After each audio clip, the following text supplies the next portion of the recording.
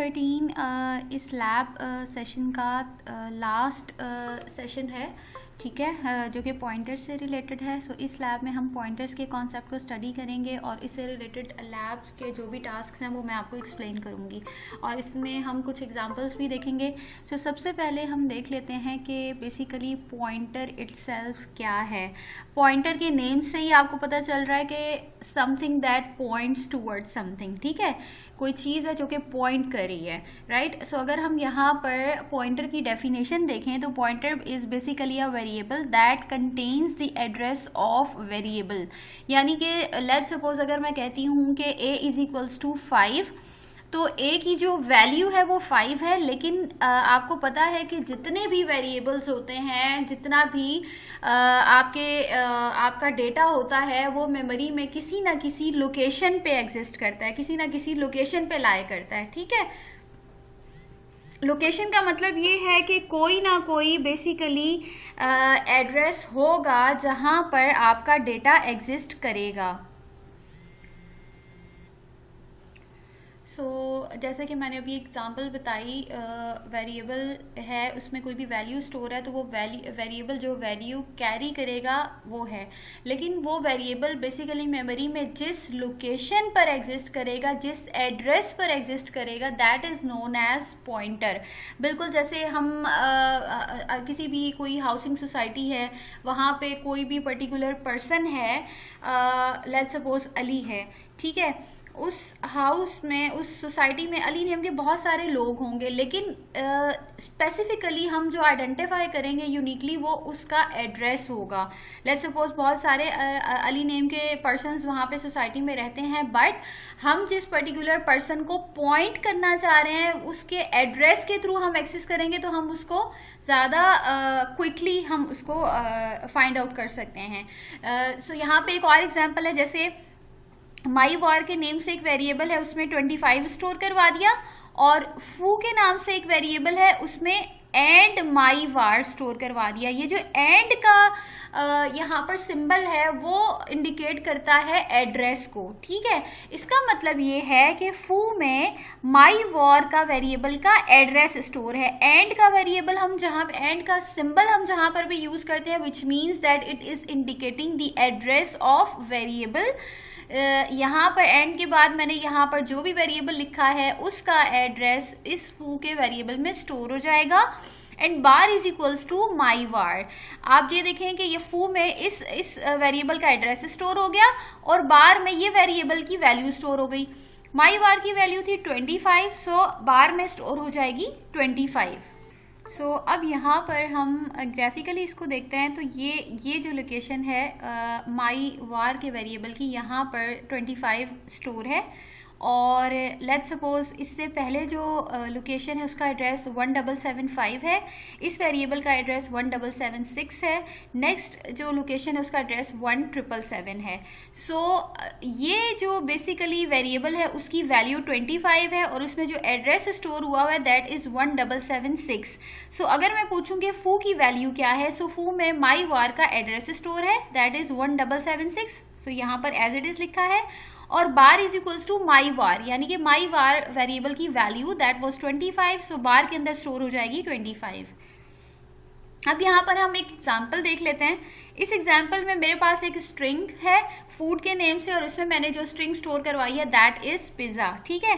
सो अगर मैंने यहाँ पे प्रिंट करवाया है फूड तो आपके पास जो वैल्यू प्रिंट होगी दैट इज पिज़्ज़ा, और अगर मैं एंड फूड लिखूँ तो इस फूड के वेरिएबल की जो भी एड्रेस या लोकेशन होगी वो प्रिंट होगी, जैसे कि यहाँ पे, ठीक है। सो इसमें जो इस एग्जाम्पल में मेनली जो चीज़ें समझने की है वो ये है कि वेरिएबल और एंड वेरिएबल, लाइक वेरिएबल का नाम लिखें या आप एंड के बाद वेरिएबल का नाम लिखें तो there is a huge difference. यहाँ पर ये वैल्यू को प्रिंट करेगा, यहाँ पे ये वेरिएबल के एड्रेस को प्रिंट करेगा। Let's take another example. इस एग्जाम्पल में आपके पास एक वेरिएबल है वार दैट विल कैरी 20, एक इंटीजर आपके पास एक पॉइंटर है, ठीक है, और उसके बाद ये पॉइंटर वेरिएबल है। बेसिकली पॉइंटर वेरिएबल जब भी हमें बनाना होता है तो हम उसके साथ स्टैरिक लिखते हैं, और हमने ये कह दिया कि IP is equals to and var, right. यानी कि ये जो var है ये वेरिएबल, इसका एड्रेस हमने कहाँ स्टोर करवा दिया है, IP में। सो अगर हम यहाँ पे वैल्यू ऑफ var प्रिंट करवाना चाहें तो हमने सिंपल var लिखना है, address stored in IP variable, तो वो IP होगा खाली सिंपली, क्योंकि बेसिकली ये जो IP के अंदर जो भी वैल्यू स्टोर हो रही है, जो भी एड्रेस स्टोर हो रहा है वो var का है, सो IP में ये स्टोर हो जाएगा।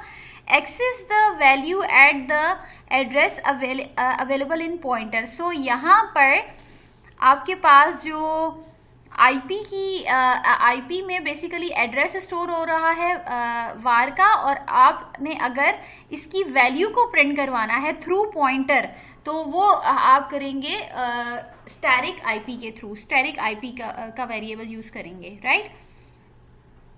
अच्छा, यहाँ पर ये भी स्टूडेंट्स कह सकते हैं कि हमने यहाँ पर लिखा है var, तो यहाँ पर भी लेट्स सपोज यहाँ पे 20 प्रिंट हो रहा है और मुझे अगेन यहाँ पर जो वैल्यू है यहाँ पे भी 20 प्रिंट हो रही है। So what is the difference between both. अच्छा, यहाँ पर सिंपल var के थ्रू हमने प्रिंट करवाया है, वेरिएबल के थ्रू प्रिंट कराया, लेकिन यहाँ पे हमने वही 20 वैल्यू हमने पॉइंटर के थ्रू प्रिंट करवाई है। पॉइंटर के थ्रू प्रिंट करवाने का मतलब ये है कि पहले हमने उस वेरिएबल के एड्रेस को स्टोर करवाया है, और अब यहाँ पर अगर मैं IP की बात करूँ तो IP का मतलब ये है कि जो भी एड्रेस है वो यहाँ पर स्टोर हो रहा है, लेकिन अगर मैं स्टैटिक IP की बात करूँ तो स्टैटिक IP का मतलब ये है कि जो वैल्यू है यानी कि ये 20 तो वो प्रिंट होगी। सेकेंड एग्जाम्पल एक और है, वो देख लेते हैं हम। यहाँ पे मेरे पास A की वैल्यू 3 है, B और X की वैल्यू 5 है, C आउट करवा दिया मैंने A को, तो यहाँ पे मेरे पास A की वैल्यू प्रिंट हो जाएगी। सिमिलरली अगर मैंने A के एड्रेस को प्रिंट करवाना है तो मैंने यहाँ पे एंड A लिख दिया, वैल्यू एट एड्रेस A, ठीक है, वैल्यू एट एड्रेस A। इसी काम को जो मैंने यहाँ पर करवाया था यही काम हम यहाँ पे भी कर सकते हैं। अच्छा, ये कह रहे हैं कि वैल्यू एट एड्रेस A, यानी जहाँ पर A का एड्रेस है वहाँ पे A के एड्रेस पे जो भी वैल्यू है। सो A का एड्रेस हमें कैसे निकालना है, एंड A से। अगर हम यहाँ पे सिंपल एंड A लिख दें और इसको प्रिंट करवाएं तो यहाँ पे आपके पास सिर्फ और सिर्फ A का एड्रेस प्रिंट होगा इस तरह से, बट आई वॉन्ट कि इस एड्रेस पे जो वैल्यू है तो उसके लिए हमें ये पॉइंटर डिक्लेयर करवाना पड़ेगा। तो बेसिकली इस एड्रेस पे पॉइंटर के थ्रू जो भी वैल्यू होगी वो प्रिंट हो जाएगी। सिमिलरली इसी तरह से हमने वैल्यू ऑफ B प्रिंट करवानी है तो उसके लिए हमें स्टैटिक B प्रिंट लिखना पड़ेगा, और अगर आपने एड्रेस प्रिंट करवाना है तो एड्रेस के लिए एंड B, सिमिलरली जैसे A के लिए हमने किया इसी तरीके से दूसरे वेरिएबल के लिए भी हमने वही यूज़ किया। सिमिलरली थर्ड वेरिएबल के लिए भी यही है। सो अब आपने ये एक्सरसाइज जो परफॉर्म करनी है उसमें you have to write a program that will ask the user to enter integers as input to store in the variable A and B respectively. आपने जैसे मैंने यहाँ पर जो यूजर से नहीं लिया है, मैंने हार्ड पुट कर दिया है, वैल्यू स्टोर करवा दी है वेरिएबल में। आपने करना है, आपने यूजर से इनपुट लेना है, ठीक है, A and B। There are also two integers pointers PTR A and PTR B। So अब आपने यहाँ पे दो पॉइंटर्स लेने हैं इंटीजर टाइप के, integer PTR A, integer PTR B, लेकिन उन दोनों के साथ आपने स्टैटिक लगाना है, which indicates that these two are pointers, pointer variables just like this example, ठीक है। उसके बाद अब आपने assign the value of A and B to PTR A and PTR B respectively.